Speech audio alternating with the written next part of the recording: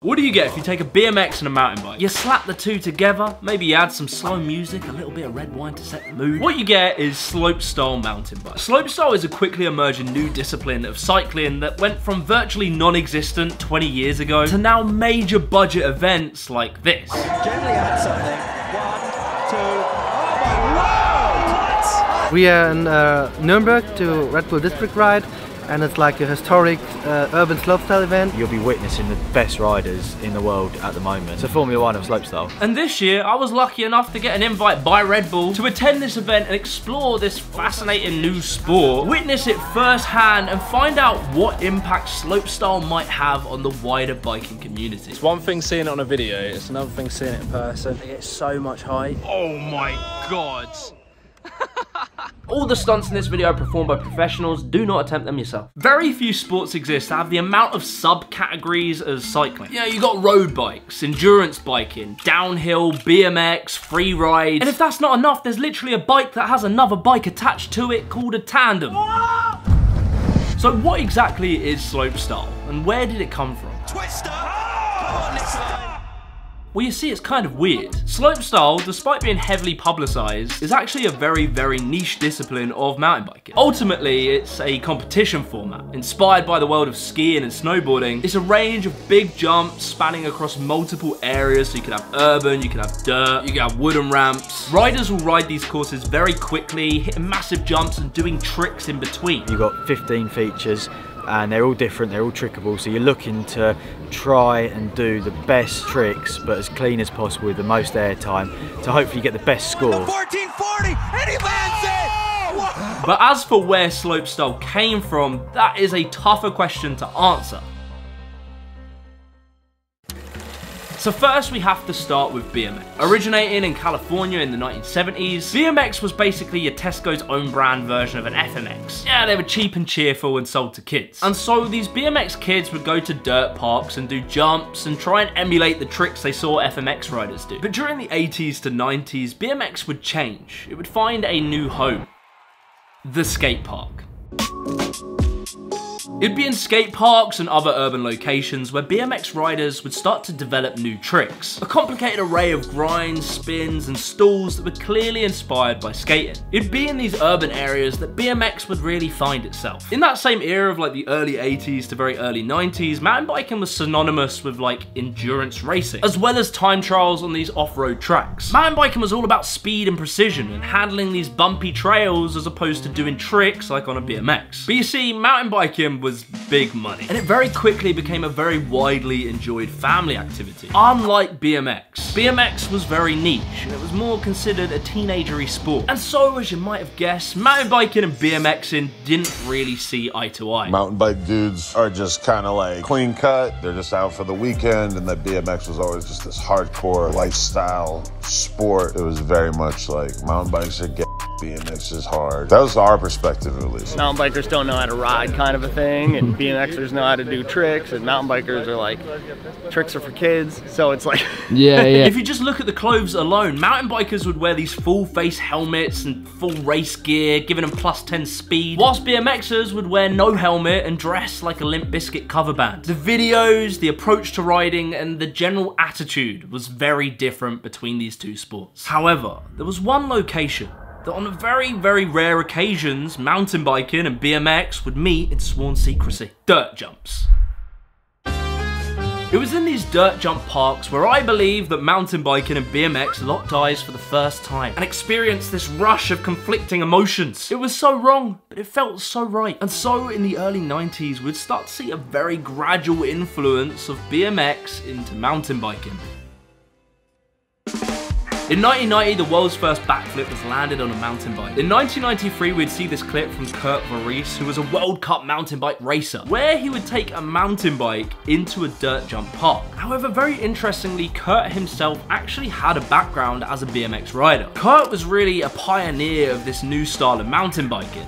But to for some, is probably considered a traitor. In 1995, Pulp Traction is released, where we would see Richie SCHLEY hit a 360 on a mountain bike. And he too rode BMX prior to mountain biking. And so quietly under the radar, some very brave mountain bike pioneers would take their mountain bikes to these dirt parks and try to emulate BMX, much to the ridicule of both BMXers and mountain bikers at the time. But you see, towards the end of the 90s, everything would change.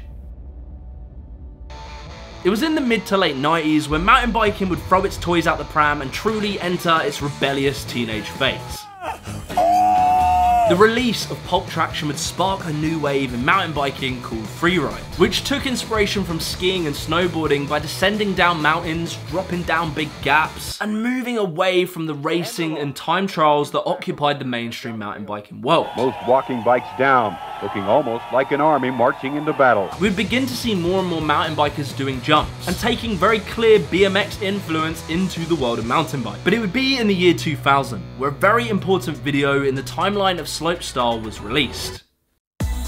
New World Disorder. You see, this film completely changed the face of mountain biking, putting many iconic riders on the map, one of them being John COWAN. John is largely credited as one of the pioneers of dirt jump mountain biking. Yeah, this was groundbreaking at the time, because even most of the freeride guys were still sticking to mountains.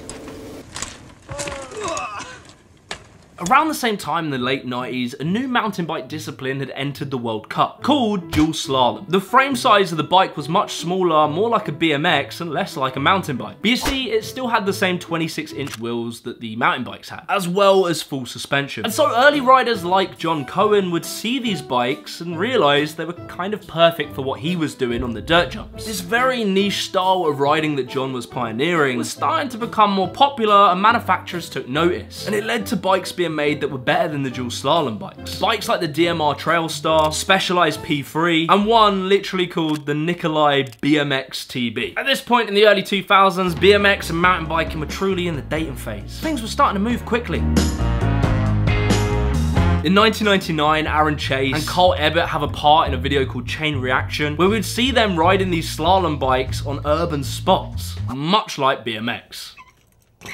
And in the 2001 follow-up New World Disorder 2, John COWAN built what was called the Hell Track and actually invited a BMXer by the name of Timo Pritzel. And when he went to the Hell Track, it showed a whole new range of possibilities. Timo Pritzel was a pioneer doing the huge backflips and stuff, and he was the one who transferred it from BMX to mountain bike. And I just don't want to brush over this. The Hell Track was incredible, like the engineering that went into making that thing. This track made dirt jumps that only these mountain bikes could really hit. Like, you wouldn't be able to do it as well on a BMX. There was becoming this knowledge of how to make ramps that's evolved into what it is today. Oh, huge backflip Superman seat grab. Now you see, this was all well and good, but there was one thing that was very clearly missing, and that was tail whips and bar spins. Two moves that were unmistakably BMX had yet to cross over into the world of mountain biking. And there was a reason for that, and that was that you just couldn't do them on a mountain bike. Typically, a mountain bike would have two brakes and cables that run down the handlebars. The reason you could do it on a BMX is because often they would literally just take the brakes off, or they used a thing called a gyro. But in 2001, Matt Collins and Kurt Voorhees would change the game with a video very accurately titled Evolution. We would see Kurt do the world's first tail whips and bar spins on a mountain bike. And you might be wondering, how did he possibly do a tail whip on a mountain bike? Well, you see, it was pretty obvious, really. Kurt just removed the front brakes, he had one less cable, and then just fitted longer cables so they wouldn't wrap around as easy. For a time they had to do the bar spin stuff or tail whip stuff, and then they need to bring it back, the cables. But now most guys do run a gyro. This was the final piece of the puzzle to open the floodgates to what would be a completely new discipline in mountain biking. In 2002, there was a full urban mountain biking video called Jib, featuring very BMX looking lines done on a mountain bike. And by now, BMX and mountain biking were officially together. You know, they had updated their Facebook status, they'd met each other's parents, things were going well. And so, in the early 2000s, big companies started to sniff around at this new discipline. Out of nowhere, in 2002, Red Bull made a pretty bizarre decision by heading to Montana to launch an event called Freeze Ride. This event almost seems mythological, like I couldn't find any videos and only a handful of pictures still exist. But in those pictures, you would see mountain bike riders on snow ramps attempting what looks like tail whips and also flips. This event is credited as being massively ahead of its time. With the huge jumps and trickable features, it kind of laid the foundation for what would become slopestyle. The event would only run between 2002 and 2003, but in 2003, Red Bull were back with Red Bull Bike Battle Boston. This event took very heavy BMX influence, and you could see these styles combined. Over in Whistler in British Columbia in 2003, they hosted their first event, which would turn into the iconic CRANKWORX, which started in 2004. Tarek Razuli was inspired by Boston Bike Battle and brought it to Germany. In 2004, he worked with the local council to host Ride to the Lake, which eventually evolved in 2005 into District Ride. A completely crazy event that took over the entire city. And even Adidas had started to host a slopestyle event in 2006. Mountain biking and BMX were now in a committed marriage. They've been down the aisle together to death do us part, and the stage was now set for slopestyle to completely take over. Very quickly, we'd start to see some early legends of slopestyle. Darren Berikloff, Paul Basagoisha, followed by the legend Brandon Semenuk, who would come along and absolutely dominate these competitions. As well, you'd have the likes of Sam Pilgrim, Greg Watts doing double flips, Cam Zink. Cam Zink upside down with the flip! He landed the flip! And then eventually leading up to the modern day superstar of slopestyle, Emil Johansson. It's hard to put it into words how good Emil is. He's on another level of progression. He's constantly winning events. He's always cracking world's firsts. When I saw him, he did a 360 with a tail whip, bar spin, and then an opposite tail whip and landed it. That's just a crazy thing to even say out of your mouth, yet alone actually do it. The sport has now grown massively, with big budget sponsors supporting these athletes, paying them good money to spend their lives riding mountain bikes. But you see, there is something that's kind of weird about slopestyle, and that is that no one really does it. What I mean by that is slopestyle is first and foremost a competition format. The setups are absolutely massive. It's not like you can just nip down to your local slopestyle course. For this sort of jump, you need a lot of space. You know, there's no public facility to go ride a slopestyle course in the UK, so if you want one, you've got to make it, which is expensive. You need land, you need the materials, the resources, you need diggers to build the landing so tall. On top of that, these riders ride a kind of weird style of mountain bike, and it's not really a style of bike that's dominating the mountain bike market. But despite slopestyle bikes not exactly flying off the shelves, it doesn't really affect the money that these lot generate. And that's because slopestyle is a spectacle. 100,000 people came to the center of Nuremberg to watch it. Endless people will see it on viral clips on their phones. Slopestyle is basically eye candy for your casual person. You could probably ask everyone in the crowd, and I bet you that 99% of people wouldn't be inspired to go and actually try to build a jump like this and do a flip on it, but they might be inspired to get a bike and pedal around. Slopestyle kind of works as marketing for the wider mountain bike community. And so for the riders, there is good money in slopestyle. And more high-level BMXers are kind of looking at slopestyle and thinking, I could probably do that. And so some might worry whether BMX will be replaced by slopestyle. So I wouldn't even want to ride a skate park anymore on a BMX, even though I did back in the day. Now it's just better for me on a mountain bike. I've got more control and everything else.